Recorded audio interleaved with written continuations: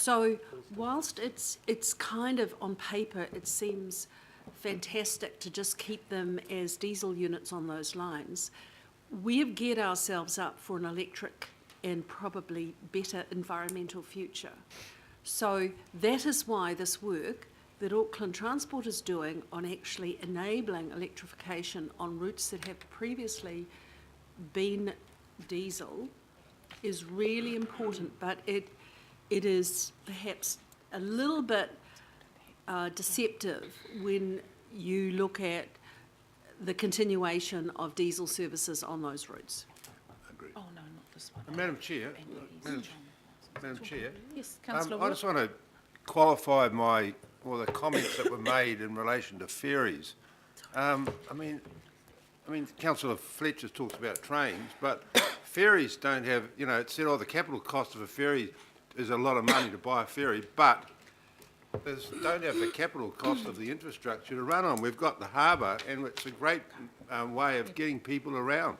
5.5 million people use the ferries at the moment, which is, an appreciable number, but it could be doubled or trebled very quickly, I believe, if we had decent ferry services at decent prices. Okay. So, we hear you, Councillor Wood. Point well made. Also, we need, of course, the infrastructure for the ferries to dock at. Okay, I'm going to put that recommendation. It's been moved and seconded. All those in favour, please say aye. Yes, carried. Good, we're done. So we move now on to. Okay, all right. Thank you, team. Appreciate the excellent work. So we'll move on to the Whenuapai structure plan. Warren and Erin. And thank you, Councillor Watson's already signalled he's happy to move that. Councillor Walker, you're happy to second. Marvellous. So we might, we might just take it as read and take questions or briefly go through. Why don't we just briefly get people up to date, make sure everyone's comfortable with what's being proposed. It has moved apace. So, Warren. Thank you, Madam Chair. Morena, good morning, everybody. We're really here to present to you the final structure plan, and you'll see from the recommendations that are in front of you, it's been, I guess, and it's a bit like the TFUG before you, but probably more collaborative because it has involved a lot more across the organisation, departments and CCOs, and from my point of view it's been a really great thing as a staff member to lead that collaboration across the organisation, and I guess for the Whenuapai structure plan there are two key aspects to it. The first is that this is the first structure plan done under the requirements of the Auckland Unitary Plan. So from that point of view, it's a model for the future, and as I say, I think it's been a model in terms of collaborative behaviour. What it will mean, though, if it is seen as a good quality structure plan, then that will be the level that when private plan changes come in to change or to urbanise the future urban zones around Auckland, they will have to measure up to that level, and we've been conscious of that, I guess, as an innovative benchmark that we have to work to. So that's the first point. And the second point is that this is a large area. This is 1,200 hectares in Auckland, and it's at a pivotal point between two key state highways, and with a significant and fragile upper harbour coastline to it. So through the planning, we've really taken note of those boundaries, and so you'll see on that map in front of you, and we've only really got two maps to show you. One is the structure plan map, which you see there, and the other one is the staging that we are suggesting. And in a moment, I'll get Erin to talk through some of those. But I would also, so I'd like to in particular thank the political working group who have been great in terms of giving us feedback along the way, and also working in a very collaborative way through some difficult times, I think. I'd also like to make mention of the management team who we reported to who always made sure we were keeping to time, who always made sure we were on a budget, and also it meant that the CCOs really bought in particular the CCOs brought in to the process we were working on. So if I can just briefly talk about the resolutions there. First of all, that you approve the structure plan. There will be some minor changes along the way, just in terms of editing. There's still a couple of maps which need to be entirely finalised. But I did want to talk about the future in terms of this isn't the end. This means that for the next steps, we go out and we give the submitters copies of our final report.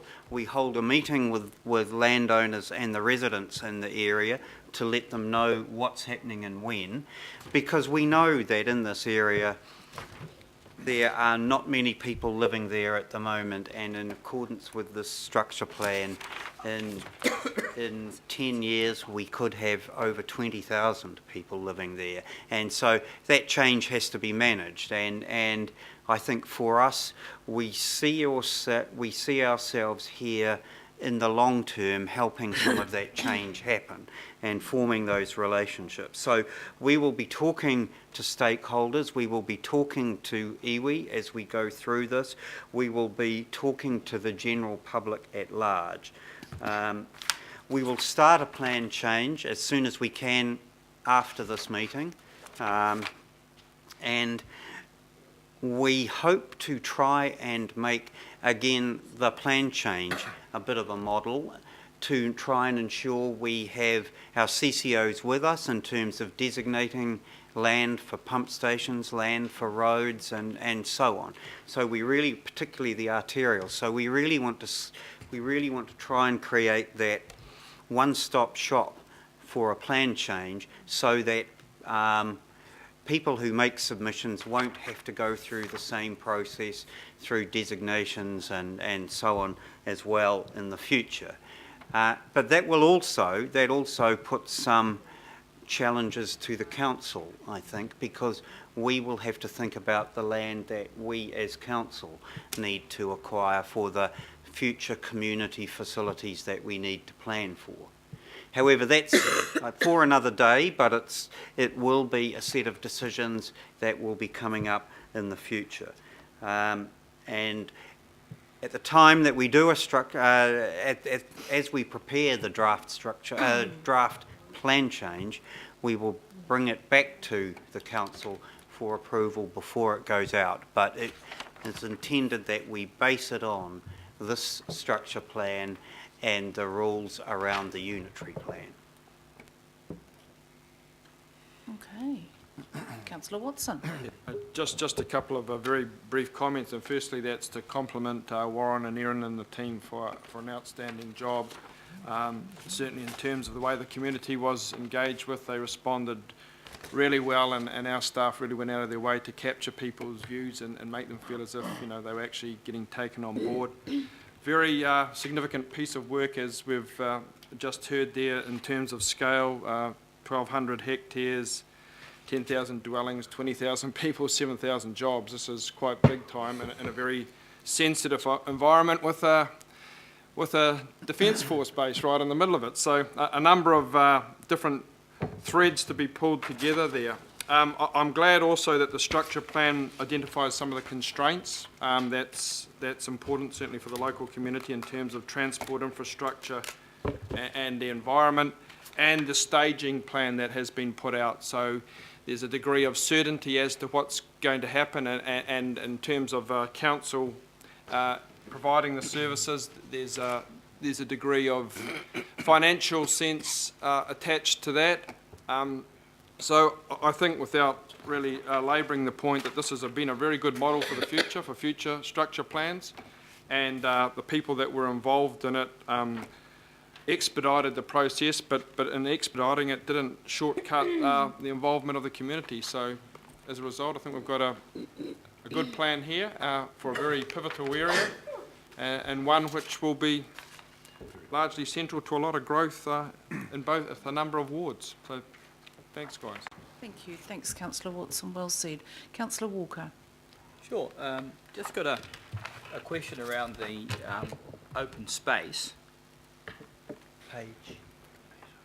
Open space is covered on page 86. It's also mentioned on page 85, and it's also mentioned on page 77. Public engagement. It's, there are various comments, and I see that there's approximately 26 hectares of additional open space required to meet the recreational needs. What sort of percentage are we looking at of open space as a proportion of the overall development, excluding the airbase, if we take that out?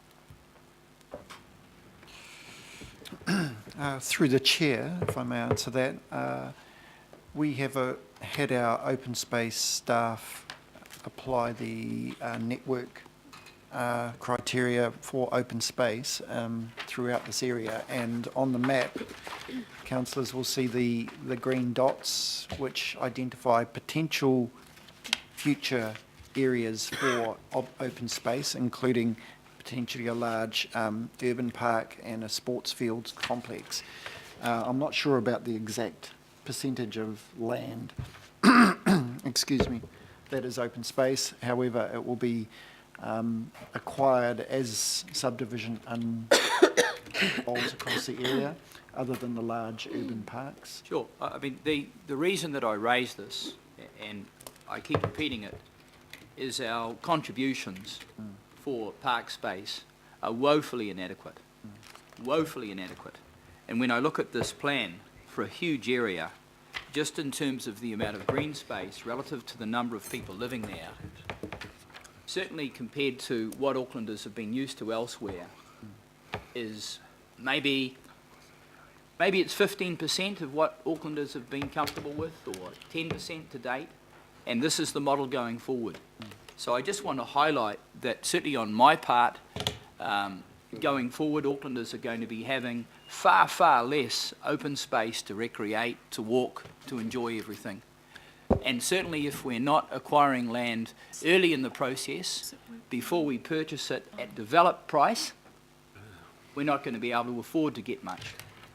And certainly prices in this area in Whenuapai, because of speculation, are already rocketing. So I just put to council, if we're going to actually acquire enough reserve space here, we need to do it, and we need to do it early. Otherwise, it's game over. Okay, I'll take a comment, and then I just want to invite Lisa to join us. Through the add to chair. this. Yeah, thank you. Sorry.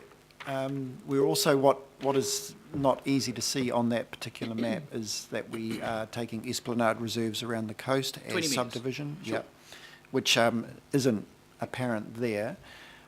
We're likely to acquire some of the larger parks, and I understand that our parks people will be bringing the budgets associated with that forward in the next annual plan and also through the next LTP.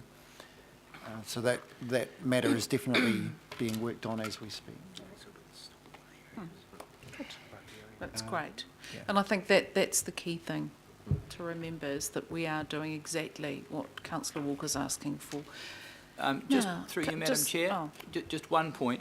It would be useful to have a big picture percentage along the lines that I suggested, so that we have a percentage and we can compare that with the historical percentage, which was 7.5%. Okay. Yes, I seem to remember we covered some of that in the meetings that we had, but we can make that available to you, Councillor Walker. Now, Chairperson White. Thank you. I just wanted to say thank you to the team because I echo what John said, and the feedback from the community and the stakeholders in Whenuapai has been really positive. The volume of submissions hasn't been high, but the level of engagement has been, and so the team have worked really hard on that. My apologies for a couple of those early morning workshops. The logistics were a bit tricky, but I have been following all of the paperwork, and I really appreciate being kept in the loop even though I wasn't able to physically attend a couple of the meetings. Our community is facing massive growth, and so the concerns that have been raised around the open space network planning are really important. The LTP refresh next year is going to be an absolutely vital piece of work, as will be local board plans and things. So it's just working in partnership and making sure that we're making informed decisions, all of us, on facts and not emotions, and that going forward we should get better outcomes. Certainty around timing. The only thing I'm hearing from the community is the concern around the extension of the SHA legislation and how that could potentially just throw out some of our planning ability. So I think we know how hard it is to do an LTP with variables like special housing legislation, just a little bit tricky, but if we keep communicating, we'll keep our community on side. The airbase is, we had a dinner there on Tuesday, and the base commander was outlining all the work that they're doing, and again, it's really important to have communication in both directions, because one of our intensification areas is going to have a firing range on the boundary. So just little issues like that, and just informing people moving in will be really key. But thank you guys, you've done an amazing job, and that's good for us because we get the complaints if you don't, so thank you.